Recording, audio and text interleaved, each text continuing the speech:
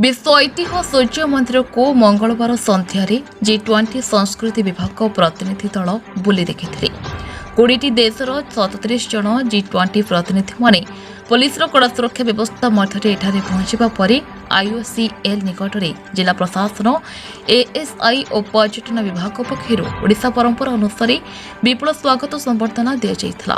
वैदेशिक व्यापार और संस्कृति राष्ट्रमंत्री मीनाक्षी लेखी एही गस्तरे मुख्य अतिथि भाव जोगदे प्रतिनिधि मानक मंदिर भीतर को पाछोटी नहीं। ASI और पर्यटन विभाग पक्षर स्वीकृति प्राप्त गाइड माने मंदिर इतिहास और सूक्ष्म कारुकार्य उपरे विस्तृत भाव बुझाई। सूर्य मंदिर सूक्ष्म कारुकार्य देखि विदेशी प्रतिनिधि माने अभिभूत हो पड़ते। सूर्य मंदिर परिसर में गैठीपुआ नृत्य परिवेशन होता जहाँ प्रतिनिधि मानक मनोरंजन जोगाइथिला। परे परे शब्द और आलोक माध्यम कोणार्क मंदिर इतिहास गाथा देखिपारि। यह कार्यक्रम में SI पुरी सर्कल सुपरिटेडेंट दिव्यस्मिता प्रजा सन्तर गणनायक अतिरिक्त SP पुनचंद्र प्रधान ASI सुपरिटेडेंट इंजीनियर चितरंजन दास जिला पर्यटन अधिकारी सरोजकांत प्रधान कोणार्क पर्यटन अधिकारी अमेय कुमार सेठी कोणार्क IIC रंजन कुमार मल्लिक और विभिन्न विभागीय वरिष्ठ पदाधिकारी प्रमुख उपस्थित थे।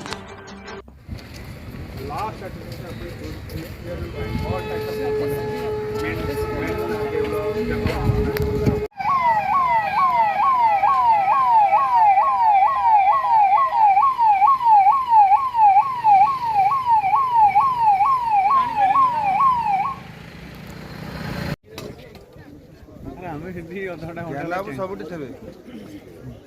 ना ज्ञान ज्ञानर भंडार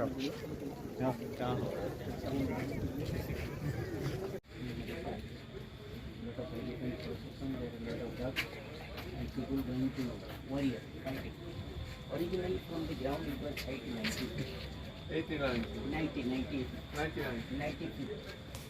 That means from May 1st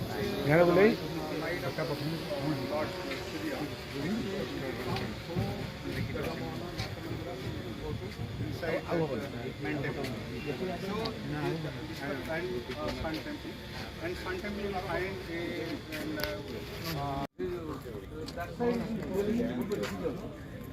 Odissi dance form were depicted here.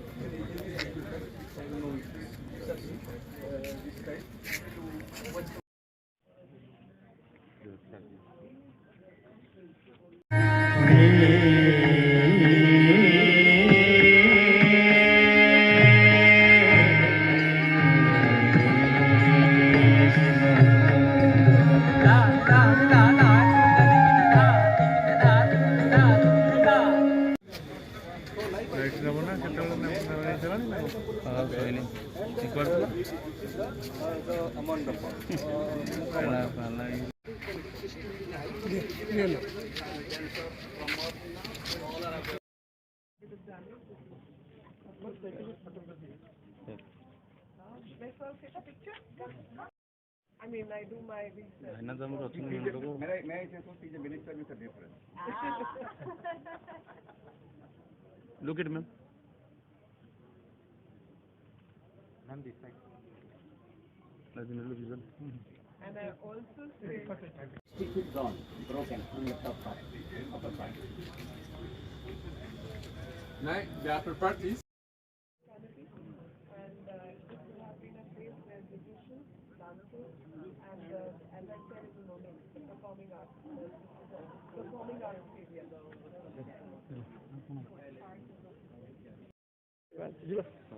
तो मैम ये एक अपॉर्चुनिटी है जैसे कि हम होस्ट कर रहे हैं, इंडिया होस्ट कर रहा है G20 का। अभी कल्चर के ऊपर अभी एक्सचेंज हो रहा है।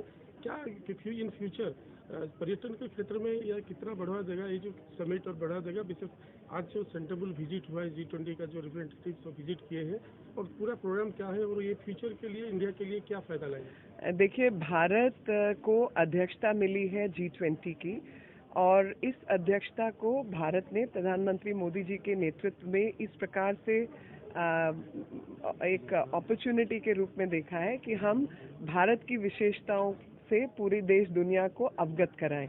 तो सबको अवगत कराने का विषय है और जो हमारी धरोहर है, जो हमारी संस्कृति है, जो हमारे पूर्वजों का जीवन शैली थी वो भी हम सबको बताएं, क्योंकि उसके बारे में भी लोगों को पूर्ण विचार नहीं है। यहाँ तक कि भारतीय खुद भी पहले इन सब चीज़ों से अपने शुद्धिकरण, अंतःकरण का शुद्धिकरण करके अपने विचारों को सुदृढ़ करें और एक विचार को लेकर आगे बढ़ने के लिए ज्ञान प्राप्त करके खुद सीखें और फिर दुनिया को उस विचार को आगे लेकर जाएं।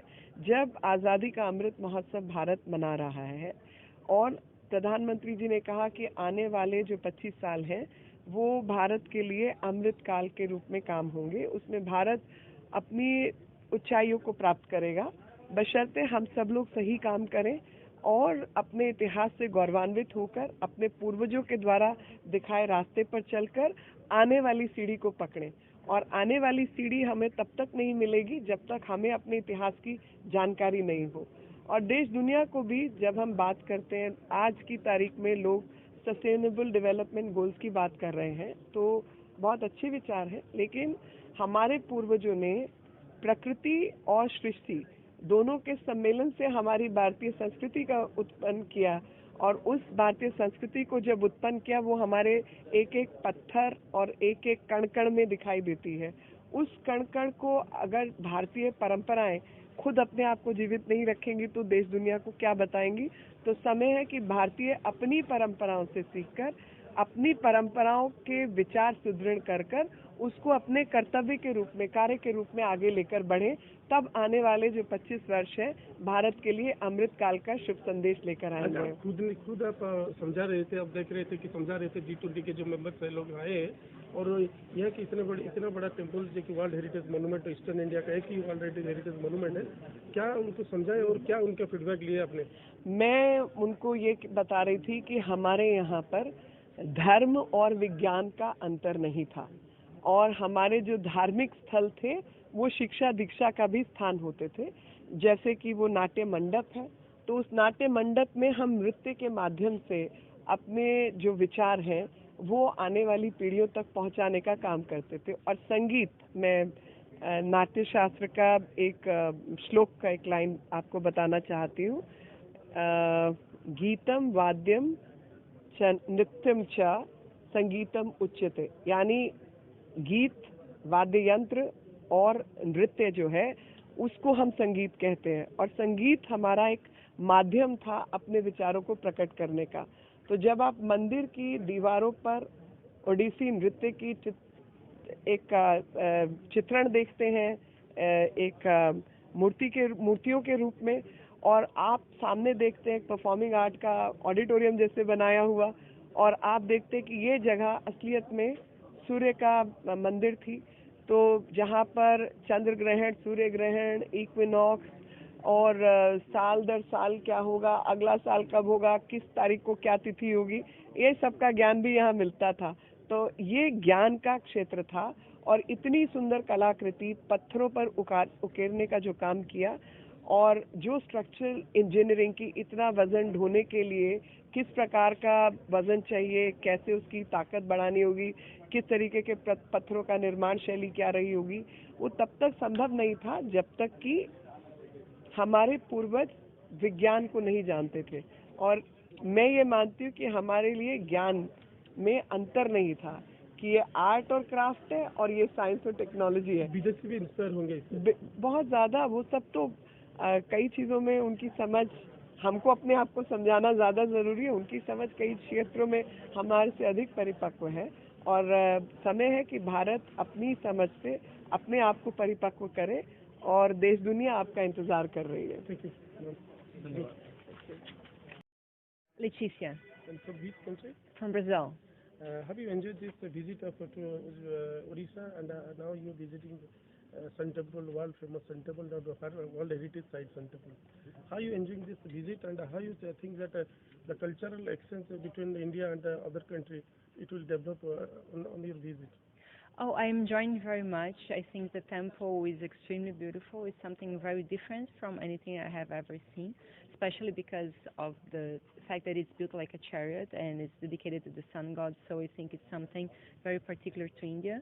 But on your question about the relations of countries, I think it's very important that us from other countries have the opportunity to come and see this.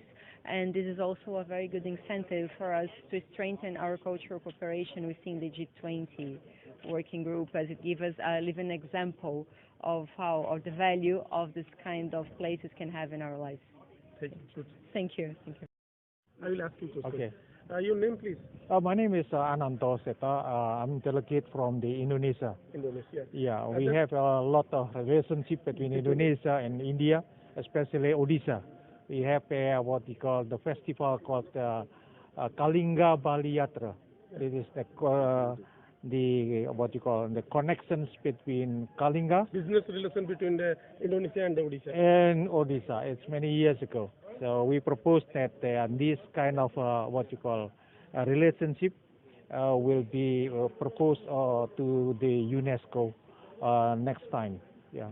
Now you're remembering the past relation between Odisha and Indonesia. Yeah. I think this is not only people to people, but also the cultures, the traditions, the values, the share.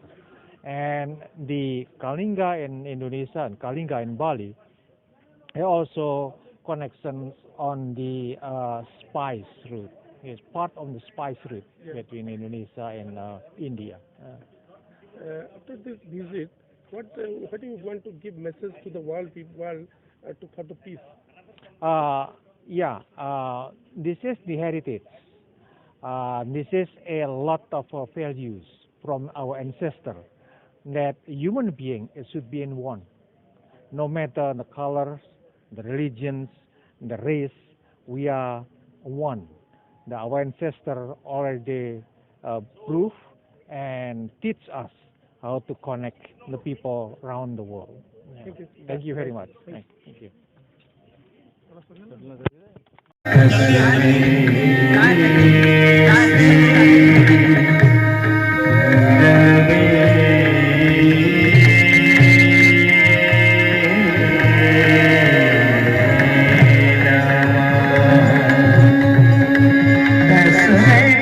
ପୁରୀରୁ ରମେଶ ସାହୁଙ୍କ report, news ଉପାନ୍ତ ଓଡ଼ିଶା।